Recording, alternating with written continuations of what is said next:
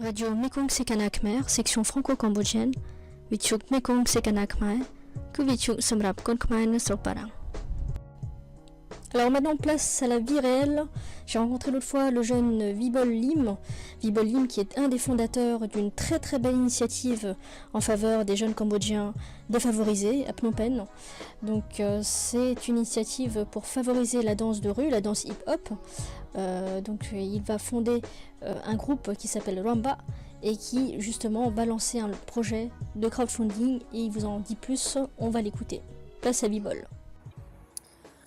Alors, me voici dans la rue, je marche et là je rencontre Vibol Lim, Vibol qui revient depuis au Cambodge.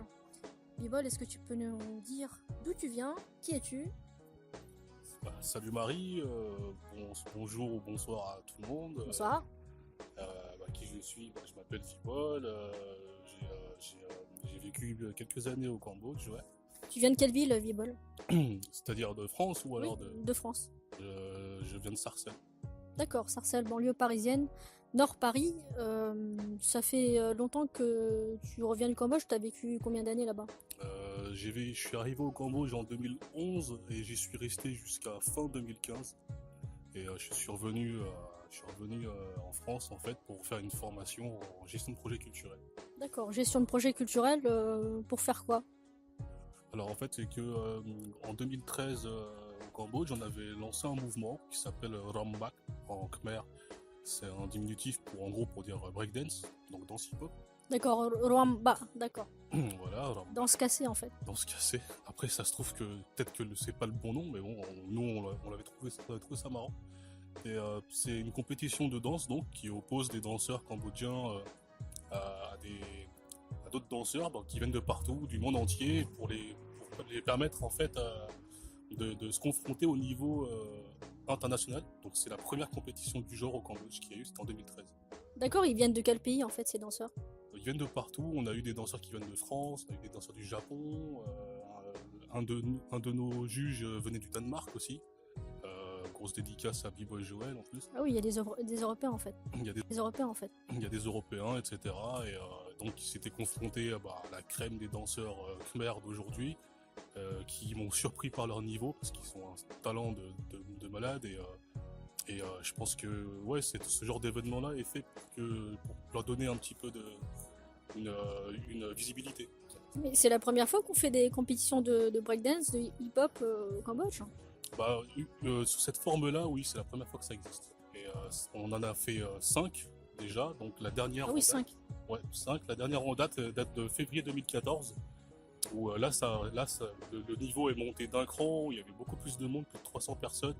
Quand tu dis plus de monde, où? C'était à Phnom Penh. Dans un club particulier ou dehors ou... Alors c'était un bar concert en fait, qui a fermé depuis, qui s'appelle le Slur Bar, tout le monde le connaît. En tout cas pour ceux qui habitent à Phnom Penh à l'époque, qui se trouvent pas très loin du pontoon, pour qui connaissent le Pontoon Club. Et ouais, ça a attiré énormément de monde, alors qu'au début on avait commencé tout petit dans une petite salle. Vous étiez comment au début? Au début, la taille du truc, c'était un petit peu comme dans un appartement, genre de 30 mètres carrés quoi. Ah oui, d'accord, ouais. Vous avez commencé tout petit, vous avez fini dans un club qui s'appelle le Pontoon à Phnom Penh. Excusez-moi, c'était pas au Pontoon, mais au Slur Bar. Et il y avait combien de monde au Slur Bar? Il y avait environ 200-300 personnes, ça n'arrêtait pas de défiler en fait. Et il y avait une compétition, il y a seulement des compétitions ou il y a des performeurs qui viennent en solo? En fait, il y a eu compétition de danse et après à un moment donné, on a fait un petit entracte et on avait laissé un open mic. Donc open mic, c'est qu'on laissait le micro à des gens. Et là, on a eu des grosses surprises, des beatboxers, des rappeurs. Alors quand tu dis beatboxer, c'est... Ils font du son avec leur bouche. D'accord. Genre, le son hip-hop, j'arriverai pas à vous les faire là. Donc des sons avec la bouche, oui, on voit tout à fait. Alors maintenant, Ramba, quel avenir en France? Comment vous allez procéder? C'est simple, c'est-à-dire que en avril 2017, là, donc tout récent, on a créé une association qui s'appelle l'association Rambak, pour reprendre le mouvement. L'association a pour but de créer un lien culturel avec les arts culturels, avec les arts urbains entre la France et globalement l'Asie du Sud-Est. Donc c'était aussi pour avoir une structure solide, parce que quand on a commencé vraiment petit là-bas à Phnom Penh avec une petite équipe, bon, ça n'a pas intéressé énormément de gens, les gens ne connaissaient pas trop. Après, c'est vrai que les retours qu'on a eu étaient très bons, mais pas de vraie structure pour pouvoir continuer et pérenniser le mouvement en fait. C'est pour ça qu'on a créé l'association. D'accord, en fait, pour officialiser la chose et surtout. Mais quelle est la particularité de Luamba finalement? Parce que c'est un collectif pour enseigner la danse, mais encore.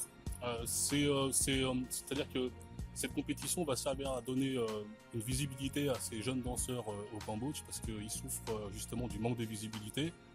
Contrairement par exemple à des pays à côté voisins comme la Thaïlande, le Vietnam ou le Laos, où ils ont très très bien développé le hip-hop, surtout des pays comme la prime time à la télé. Ah oui, la différence c'est qu'ils sont pas médiatisés, c'est ça. Hein. Et en même temps, il leur manque aussi une structure professionnelle, parce que à l'avenir, on aimerait bien justement faire collaborer des danseurs, par exemple de France, avec des danseurs de là-bas, par exemple en créant des pièces de théâtre ou alors des spectacles de danse qu'on ferait tourner un peu partout et avec ces danseurs-là. Ah oui, avec des mises en scène élaborées, avec un encadrement plus structuré. Un encadrement professionnel et puis oui, c'est vraiment en fait peut-être un élément déclencheur pour pouvoir enfin leur donner une vraie carrière en tant que danseur professionnel. D'accord, oui, qui reste un métier quand même très méconnu et pas assez reconnu finalement. Voilà, alors que c'est quelque chose qui en France se développe très bien. Vous voyez en France la comparaison, il y a des compétitions de danse pratiquement toutes les semaines. Les meilleurs danseurs de France sont dans les gros spectacles, les comédies musicales. Dans les grandes villes surtout. Dans les grandes villes, Paris, Lyon, Marseille, etc. Surtout, grosse dédicace aux danseurs de Lyon aussi. Il y a Rota qui va nous accompagner. Wesh, Lyon. Et, alors Rota, c'est qui?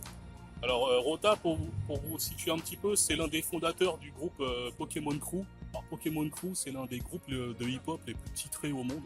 Et ils sont français, ils sont lyonnais. D'accord, et ils viennent de Lyon. Ils viennent de Lyon. D'accord. B-Ball, c'est super. Là, on est en train de marcher dans la rue, on discute, il y a du bruit. On est en plein dans l'urbain et danse urbaine. On entend la sonnette d'un interphone. Alors, B-Ball, comment on peut retrouver Luamba sur les réseaux sociaux? Alors, ça va être, c'est-à-dire que là, dès demain soir, donc là, on est mercredi 18, 20, on est le 20 septembre. Le 20 septembre, oui. Donc d'ici demain le jeudi 21, il y aura un crowdfunding qu'on va lancer, parce qu'en fait, on a pour projet d'aller organiser une compétition de breakdance à Phnom Penh, donc pour le mois de décembre. Ce sera l'occasion de ramener en fait des super danseurs de France pour aller justement juger ce battle. Alors la battle justement organisée à Phnom Penh en décembre, mais dans quel club et quelle date précisément? Alors ça sera ou bien le vendredi 22 ou le samedi 23 décembre au Pontoon Club. Le Pontoon, c'est simple, c'est le plus gros club du Cambodge. Le Pontoon Voilà. Slokmai, alors Slokmai, donc c'est la seule boîte au Cambodge où il y a eu des gros DJ du genre Cut Killer, Grandmaster Flash, Diplo, Daddy.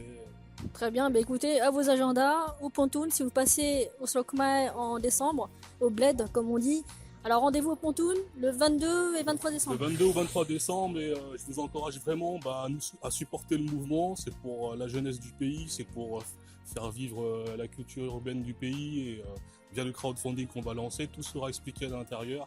Il y aura des liens, des vidéos, des photos de tout ça. Et bien sûr, évidemment, on va tout faire en sorte de vous partager au max en live ce qui va se passer au mois de décembre.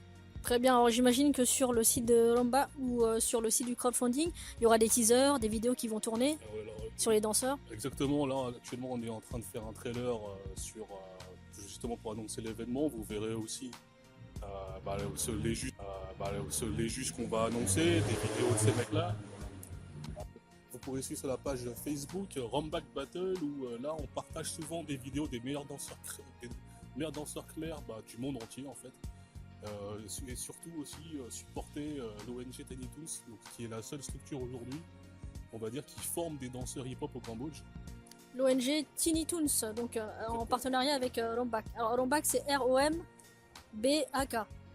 R-O-M-B-A-K. Bon, normalement je vais écrire R-O-A-M pour Rom, Mais bon, comme ça rappelait le film On Back, comme ça, c'est plus... les gens vont bien le retenir. Avec une petite connotation de jamais laisser tomber le combat. Hein. Exactement. Alors Vibol, merci beaucoup. Merci pour cette rencontre. Et puis on vous retrouve sur Mekong Sekanak Khmer, radio franco-cambodgienne dédiée à tous les franco-cambodgiens. Donc Vietio Mekong Sekanak Khmer, que Somrap Kon Khmer Nosok Barang.